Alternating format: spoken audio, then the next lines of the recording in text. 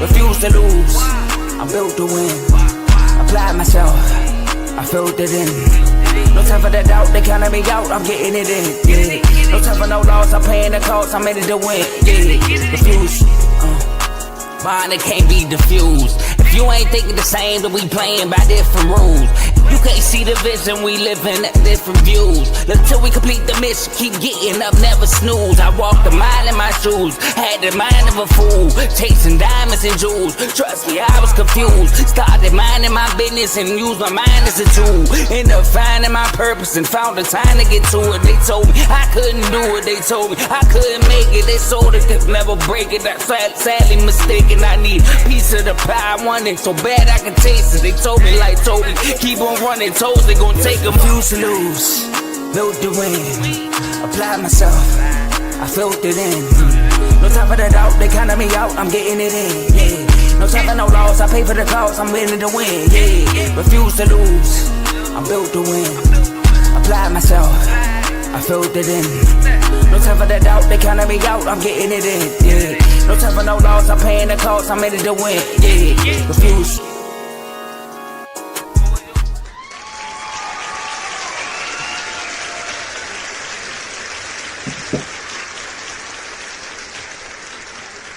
What's going on, everybody? Happy Friday. Hope y'all doing well. Welcome to Dave's Doghouse, Season 2, Episode 13. Crazy, lucky Episode 13 on Friday the 13th. It's going to be scary hours.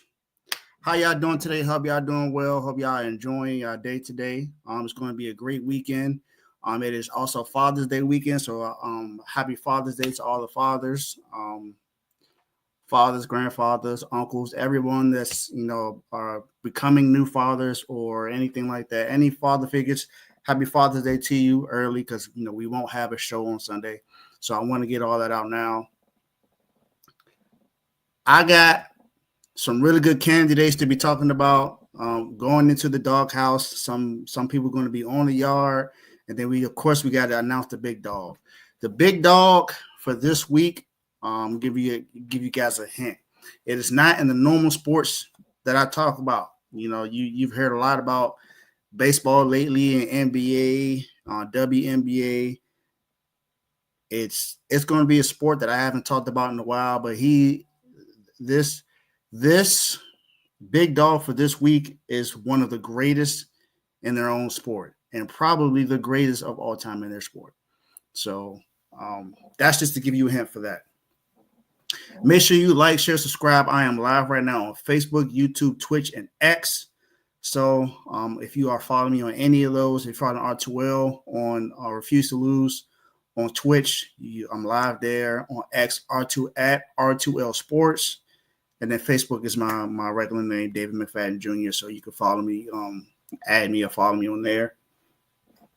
But it's been a pretty good week, pretty good weekend. Today,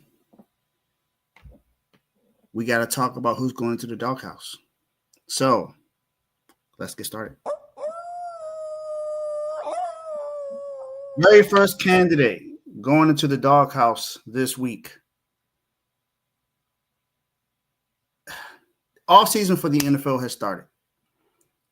It's been a lot of crazy news going on this week. We just heard that Antonio Brown has a warrant out for his arrest for attempted murder. But I'm not here to talk about Antonio Brown. I'm just bringing up some things going on in the NFL. We have a player who's battling blood clots again, so hopefully he gets well. Aaron Rodgers is now with the Pittsburgh Steelers. And speaking of the AFC North, what's going on with the Cincinnati Bengals? Like, they can't seem to get a deal done with their star players on defense. You see how long it took for them to sign Jamar Chase. They had contract battles with T. Higgins. And T. Higgins' contract still isn't even that good, even though he has a contract with them now to be there for the foreseeable future.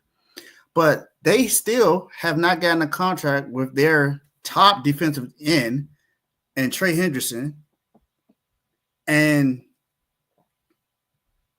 The man just had 17 and a half sacks over the last 2 seasons. And you still can't give him a contract that he deserves. Your defense was already bad. It's going to be worse if he's not there. And now your not your first overall pick, but your first round pick and Shamar Stewart is not at mandatory camp because you wanted to change the language and the contract. Like, you do realize your defense was absolutely terrible the last few seasons. You already fired your defensive coordinator. He's gone. He's in Indianapolis. Don't know why they told him so much. I don't know if he makes any changes in Indianapolis or not, but hey, he has a whole new home. But you just can't get a contract done. How do you expect to compete in the AFC North alone when you don't have defense? I mean, you saw last year that with no defense, you can't get anywhere. You had 2 spectacular offensive outings against the Baltimore Ravens, and you lost both because your defense can't get a stop. And now, Trey and Shamar, neither of them are at mandatory minicamp because you guys just can't get a contract done.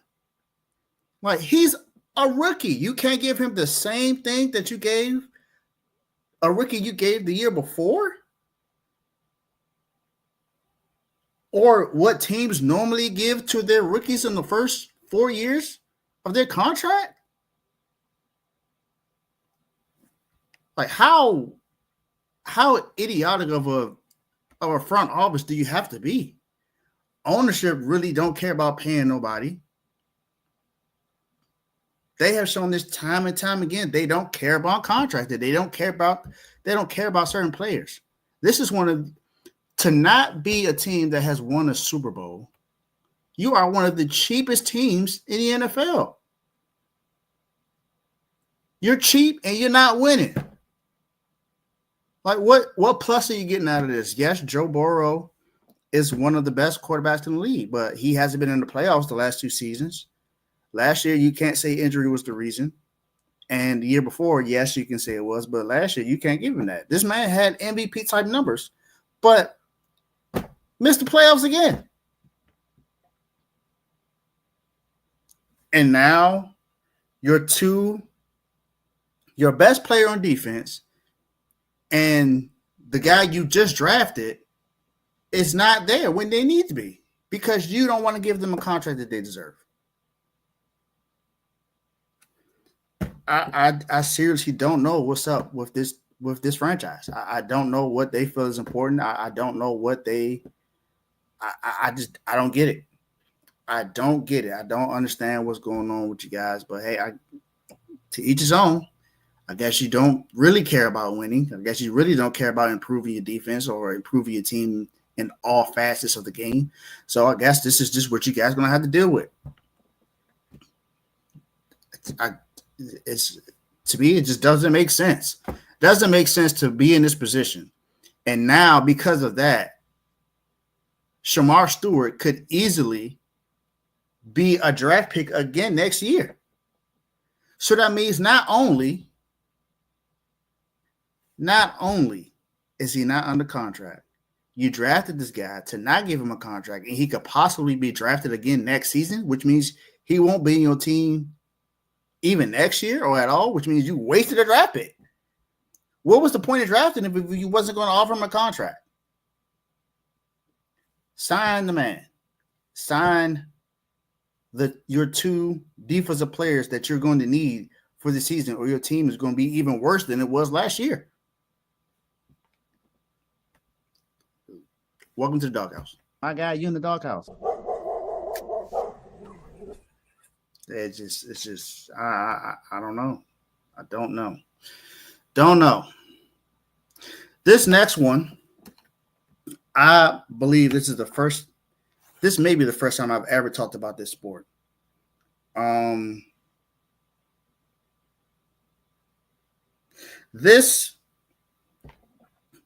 We just recently had I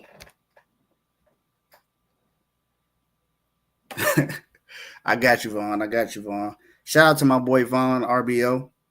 Make sure y'all go like and share, subscribe to his show. I'm pretty sure he's going to have something to talk about soon. We got Game 4 of the NBA Finals tonight between OKC and the Pacers. Pacers up 2-1 right now. So it's going to be something. It's going to be something tonight, and I can't wait to see what happens. But we just had a match in tennis that has been causing a lot of controversy. Oh, I won't say controversy, but there's been a lot of drama around this match because someone just happens to be a sore loser. And Ariana Sabalenka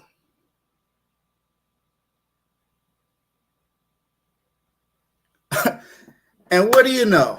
Today she just lost 2-0 as a heavy favorite. What? Wow. As a heavy favorite, she just lost. She tried to claim that because she played bad and because of the conditions is the reason why she lost to Coco Gauff. Excuse me, if I remember correctly, last time you played her, you got smoked too. So you lost the previous time against her, and you were so upset you broke your racket. And now this time you want to go and discredit her win? Just because you lost? She honestly felt like you were the better competition than who she played prior, and you still lost. So she smoked you before, you lost this match, and then just today, you lost 2-0 as a heavy favorite. As a heavy favorite. Sportsmanship is something, man. That's something that needs to be talked about. And you try to fake go online and try to defend what you said, but you pretty much doubled down on what you said. You didn't even really give her credit. You said she's a good player, but let's be real. Pretty much is what you're saying. Like, let's be honest. The conditions and I didn't play well, those errors did have a lot to do with it. That has a lot to do with a lot of things. People have errors in games all the time. That doesn't mean that that's the only factor of why that you lost. You lost because the better player won. So just admit that you're not better than Coco Gauff, Miss Sabalenka. You're not good enough. You're not better than her. Sorry. And now you lost again today. So there you have it. Just give credit when it's due. You can feel a certain way all you want. Give credit when the credit is due. Like Coco beat you fair and square.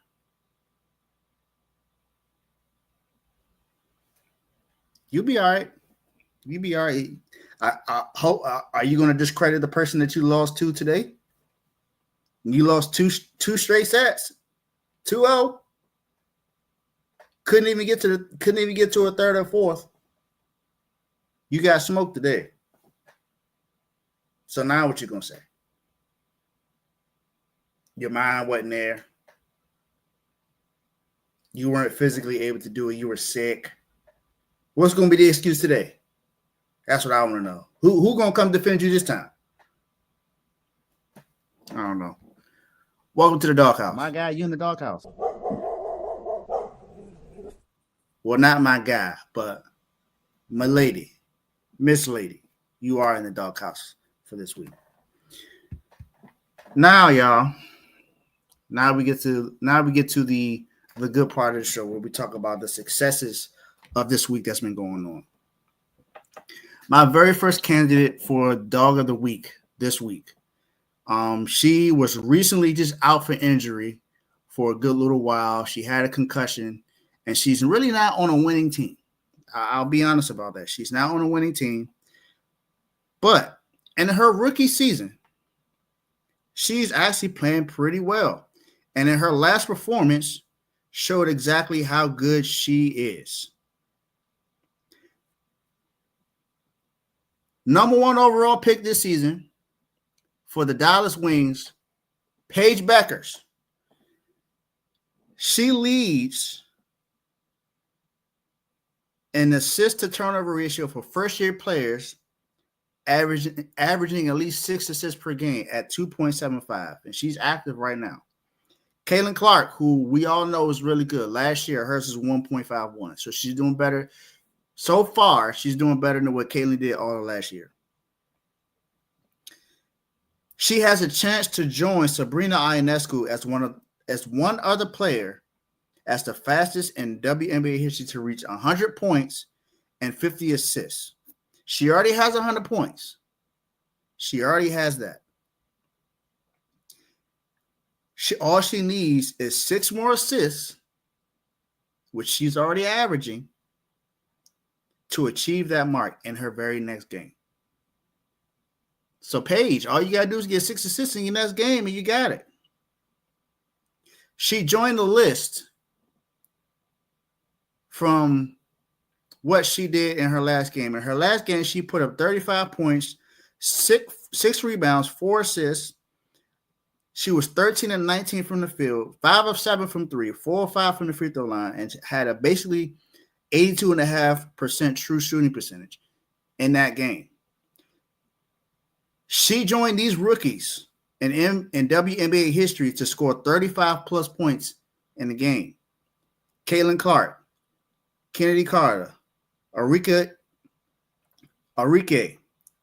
Wilson, Breonna Stewart, Odyssey Sims, Danielle Robinson, Candace Parker, KB Pondexter, and Cynthia Cooper. That's a really good list to join. And we all know she was highly sought after in this draft. There were a lot of people that already knew automatically she was going to be the number 1 overall pick this year. Not only did she do that, at halftime in that last game, she had 22 points at halftime. She came out on fire in the first quarter, making 4 buckets in a row. And this is her first game coming off of a concussion injury. 22 points, rebounds, 2 assists, a block and a steal, 8 of 10 from the field, 3 of 3 from 3, and 3 of 3 from the free throw line. That's just in the first half of that game. After that, you know, her last 3 games she's had, and she's been out for a good little while. Her last 3 games, she's averaging about 24 points per game, 6 assists, 5 rebounds, 2 steals, almost 2 blocks, 67.5% from the field, 60% from 3, and 80% from the free throw line.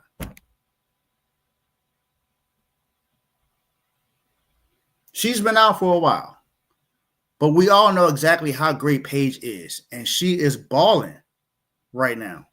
She struggled in a couple of games coming up, and that's going to happen for a rookie. But as of late, she's starting to get used to the speed of the game. She's using that mid-range to her advantage, still shooting good from 3, especially from the corner. Paige a baller. Paige a baller, and she a dog. So I got to give her props when props is due. So, Paige, you a dog.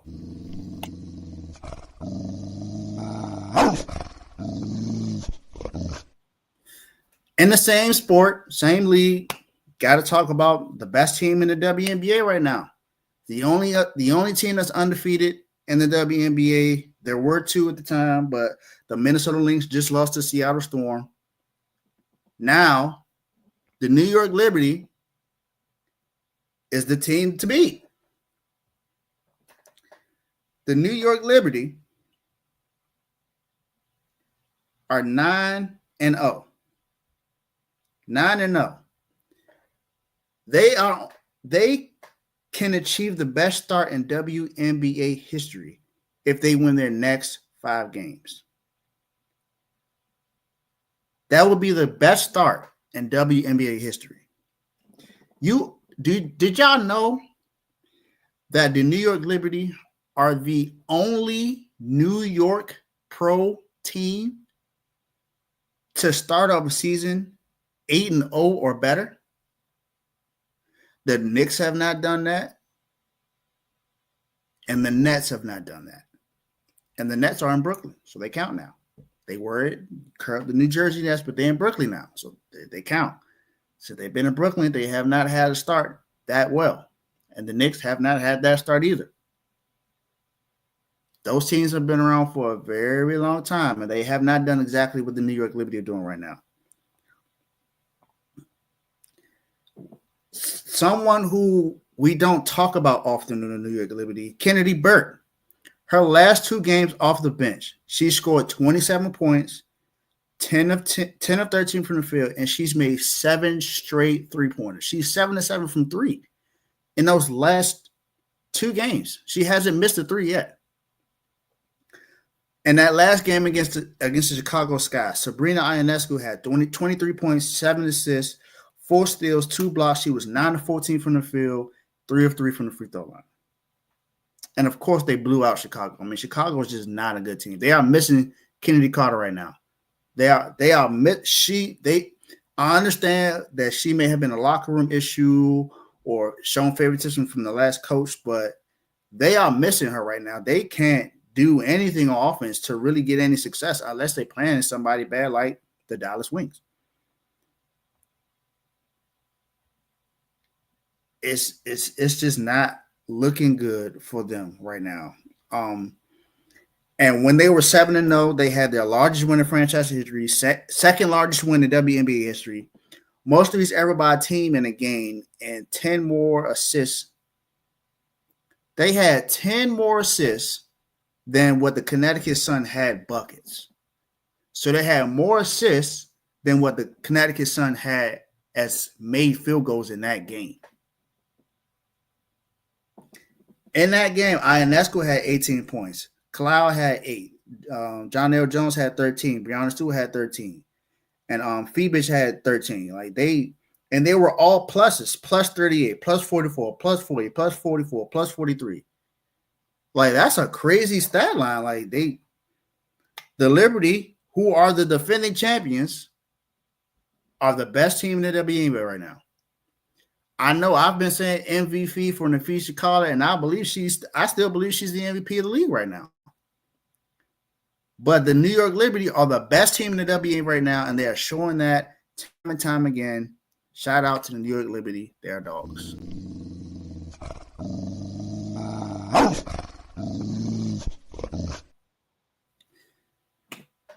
Now we head to another sport.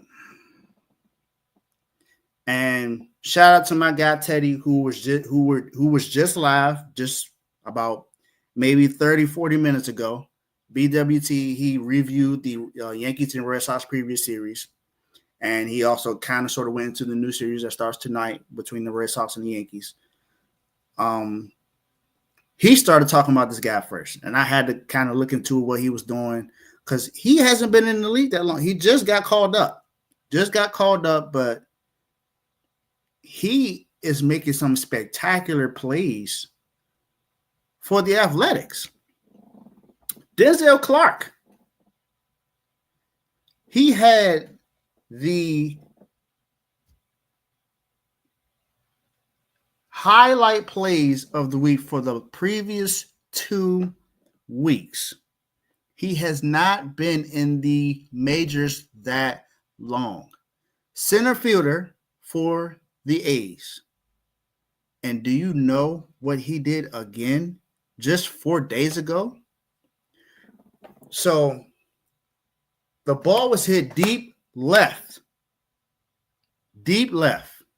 He had to run across the diamond, ran across the field, jumped the wall, and stole a home run. I wish I had the play prepared for what I'm talking about, but this was one of the most spectacular catches I have ever witnessed. Denzel Clark, and I'm saying this very, very early, I believe he's going to have a bunch of gold gloves in his career. He is a spectacular center fielder right now. He is playing some phenomenal defense for the Athletics. The A's have a really good young core coach with Jacob Wilson. We all know what Mason Miller is for that team. They have a really good pitching staff. But Denzel Clark is a huge shining star for the Athletics, not Oakland because they're not in Oakland anymore, but for the Athletics. And it's pretty much a guarantee he's going to win the play of the week again for this week. Because that's probably the catch of the year. That catch was phenomenal. If you can go on YouTube or go on MLB's Instagram page or whatever and just go look for Denzel Clark catch 4 days ago, you're going to understand why I'm talking about him today. Because that catch was just mind-boggling to see. That this dude is different. And then the week before that, another one hit to left field. Or was the deep center? I can't remember what it was. I don't know if it was deep left or deep center. Ran all the way across. And this play would have at least been a double. At least been a double if he wasn't able to catch it and had at least and scored 2 runs. This man ran all the way across the field, caught the ball, then hit the wall. Like he could have broke his arm or something. And it didn't matter. He made sure he did whatever he could to catch the ball. Those are hustle plays that can get you paid a lot of money and extend your career. I mean, you playing defense like that, there are a lot of people that are going to be watching him and possibly put him in that Rookie of the Year conversation. Because the way he's playing is phenomenal. So shout out to Denzel Clark. You dog.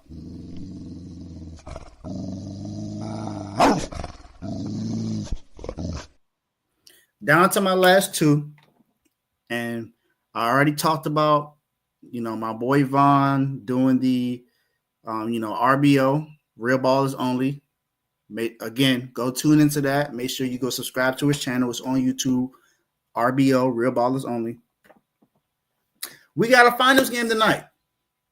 But I got to talk about what happened in the last game at least.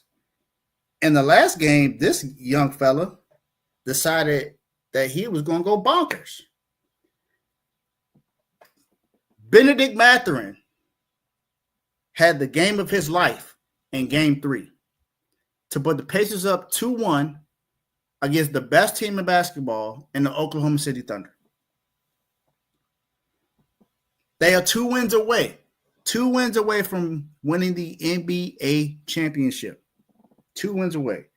Over his last 6 games, he's averaged 15.5 points, 75% true shooting percentage, 59, 46, 88 splits. But in the last game, before halftime, and I'm saying this was in game 3, Benedict Mathurin at halftime had 14 points. Oklahoma City as a team only had 11 points off the bench. In total, he only played 22 minutes. He scored 27 points. He was 9 of 12 from the field, 2 of 3 from 3. He is the first bench player with a 25-point finals game since Jason Terry in 2011. And who was the head coach? Rick Carlisle. And look, he has another guy off the bench doing almost the same exact thing. Crazy. He had more points than MVP SGA in that game. Shai Gilgeous-Alexander only had 204 points in that game, y'all. That's it. No more. He is tied for the 3rd most points off the bench in the NBA Finals game. Sam Cassell still holds the record with 31 points in 1995. Fred Brown for the Seattle Supersonics had 30 in 1978, game 1. Then Mathurin is tied with Jason Terry and Manu Ginobili for the 3rd most points scored off the bench in the NBA Finals game. If y'all notice, the team that wins the bench battle and points normally wins the game. Remember in the last game, it was 30 points combined with Alex Caruso and Wiggins for OKC. And that's why they won that game in game 2. And this game, Benedict Mathurin was like, well, y'all do 30 together. I'm going to do 27 on my own. And that helped them gain the lead against what everyone's considering the best team in the NBA this season. If the Pacers go on and win this championship, this might be one of the greatest runs and definitely one of the most clutchest runs that we've probably seen in the NBA. Every series, there's been a game where the game was won off of a clutch bucket from Tyrese Halliburton. That's just crazy. Teams normally don't win when that happens. And under the 2-2-1-1-1 format, lower seeds don't win the NBA title after they go up 2-1. Can the Pacers make some shake? Can they do something different tonight and beat OKC? Y'all have to make sure y'all tune in tonight to the NBA Finals. But Benedict Mathurin, because of your Game 3 performance, your dog.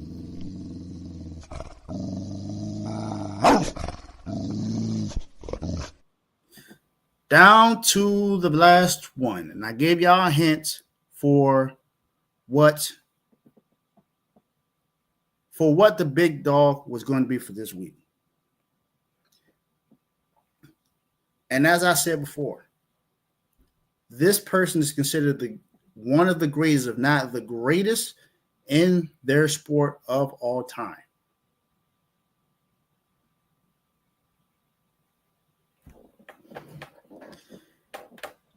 He has played for Manchester United. He's played for some prominent teams. He's actually about to be playing on the same team as someone else who's considered one of the best in the sport, and Lionel Messi.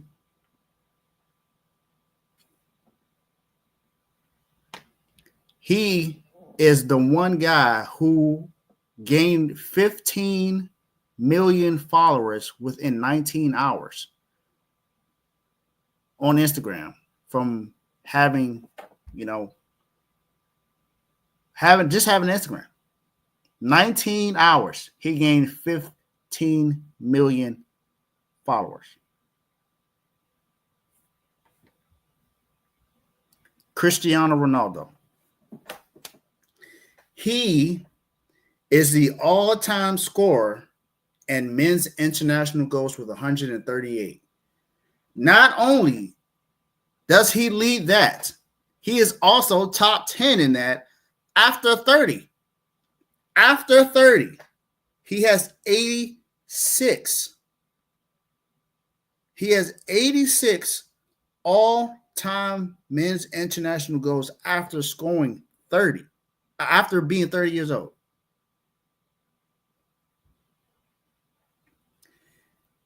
He has the most UCL assists all time with 42.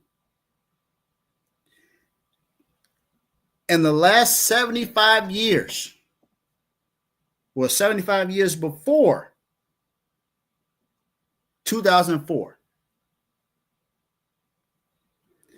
Portugal has had 0 finals.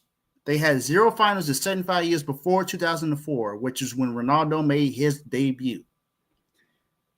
Since then, they've gone to 4 finals. 4. And won 3 of those.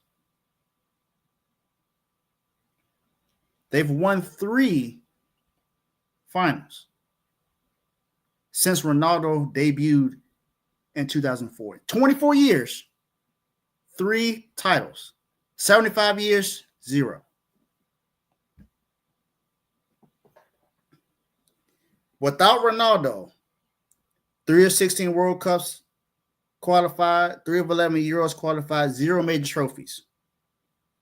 Since Ronaldo got there, 5 out of 5 qualified for the World Cup, 6 of 6 for Euro qualified, 1 Euro title, and 2 national leagues. Crazy. Like I said, 75 years, 0 trophies, 24 years, 3 trophies. He's one of the best. He is one of the best, and he leads in all of these categories. He's the all-time leader in all of these categories.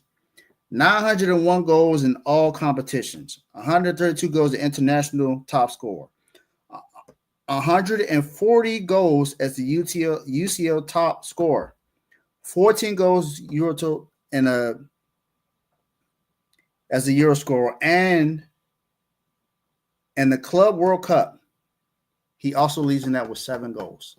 Cristiano Ronaldo is one of the greatest of all time soccer players, if not the greatest of all time. We all know that there's a competition with Lionel Messi, because Lionel Messi has more goals and less games, of course. But if we go on titles, I mean, Ronaldo is, you can just pretty much say it. Ronaldo's the GOAT. He's one of the greatest of all time, and he continues to show that for Portugal. So shout out to the big dog of the week, Cristiano Ronaldo.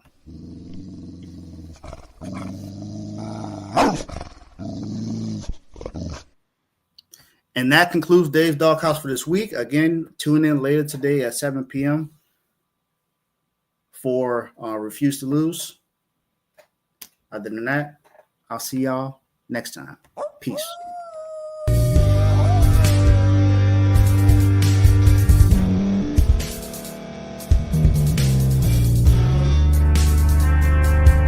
Thank you for staying to the end. If you're watching this on YouTube, please like this video, subscribe, and also hit that notification button so you can be notified next time we put out a video. If you're listening on any podcast platform, subscribe and hit that notification button, y'all, so you can be notified we put out another podcast audio.